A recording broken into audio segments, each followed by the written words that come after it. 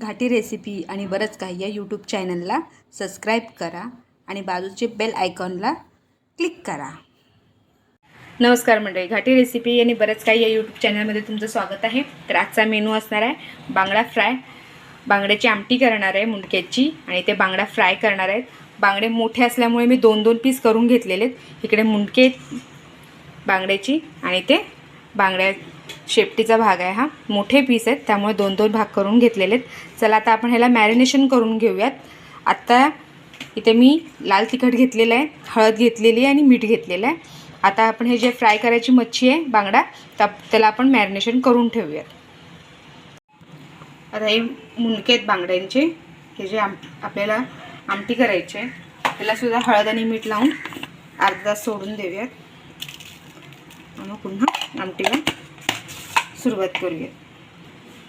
इथे आपल्याला बांगडा फ्राय करण्यासाठी मॅरिनेशन करून ठेवलेलं आहे. आता ह्याला आपण तळायच्या आधी थोडा वेळ 10-20 मिनटं आपण आधी ह्याला आलं लसूणची पेस्ट लावणार आहे आणि मच्छीचा फ्राय मसाला भेटतो तो एक लावून घेणार आहे आपण ह्याला. आता आपण बांगड्याच्या पोटाच्या मध्ये काचऱ्या मारून घेतल्यात, इथे पण आपण हा मसाला भरून घेऊयात. पूर्ण हा मसाला सगळा लागला पाहिजे, काचऱ्यांमध्ये पण पूर्ण मसाला गेला पाहिजे. आता आपण अर्धा तास ठेवूया आहे हा.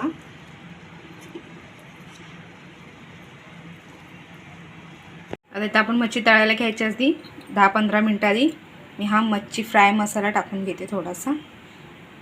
थोडासा टाकणार आहे कारण ऑलरेडी घाटी मसाला त्यात टाकलेला आहे त्यामुळे जास्त काही टाकायची गरज नाही. फ्रायमध्ये थोडंसं अद्रक लसूणची पेस्ट टाकते.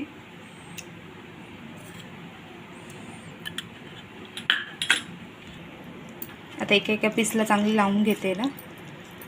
अर्धा तास झालेला मॅरिनेशन करायला ठेवलं होतं. आता इथं आपण मच्छी तळून घेऊया. इथे मी रवा घेतला आहे, बारीक रवा घेतलेला आहे तळायसाठी. आता आपण हे रवा लावून मच्छी तळून घेऊयात.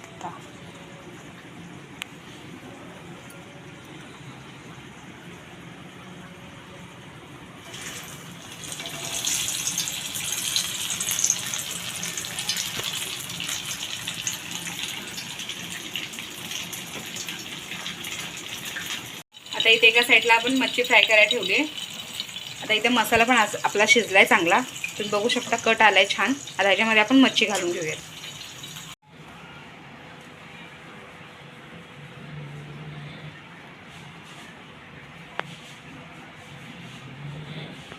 इथे आमटीची तयारी केली आहे.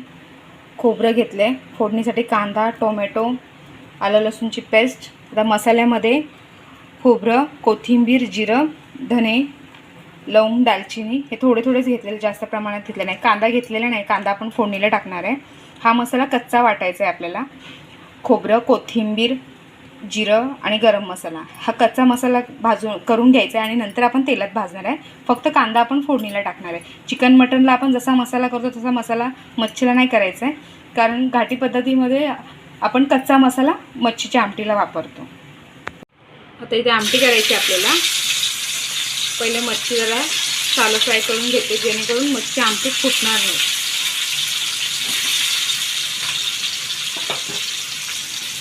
आमटी कडेपर्यंत मच्छी फुटणार नाहीत असे शालो फ्राय करून घ्यायचे आपल्याला.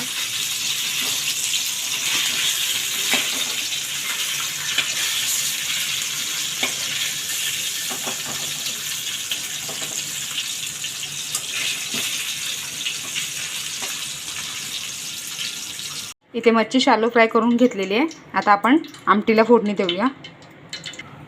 मच्छी काढून घेतली. आता ह्याच कढईत कांदा टाकते फोडणीला.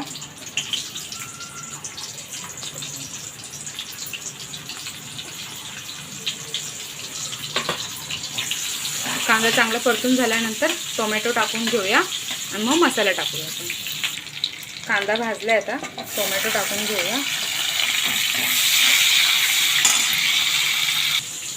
इथं आपला ओला मसाला मच्छीचा वाटून झालेला आहे. आता आपण फोडणीला देऊया.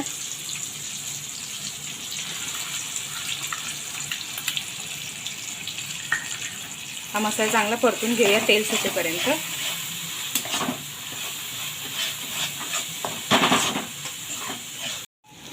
त्याचा मसाला टाकून झालेला आपल्यात, त्याला पण तेल सुटले चांगलं. त्याच्यामुळे थोडंसं गरम पाणी टाकून घेऊया मसाला शिजण्यापुरतं.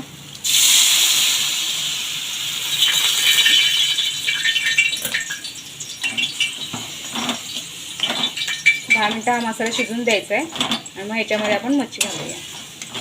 तर मच्छी टाकून घेतली आपण. आता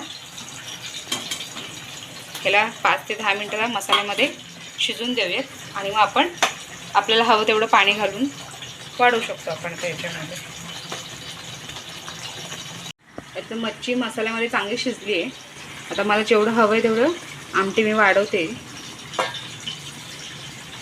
गरम पाणी घातलं आहे.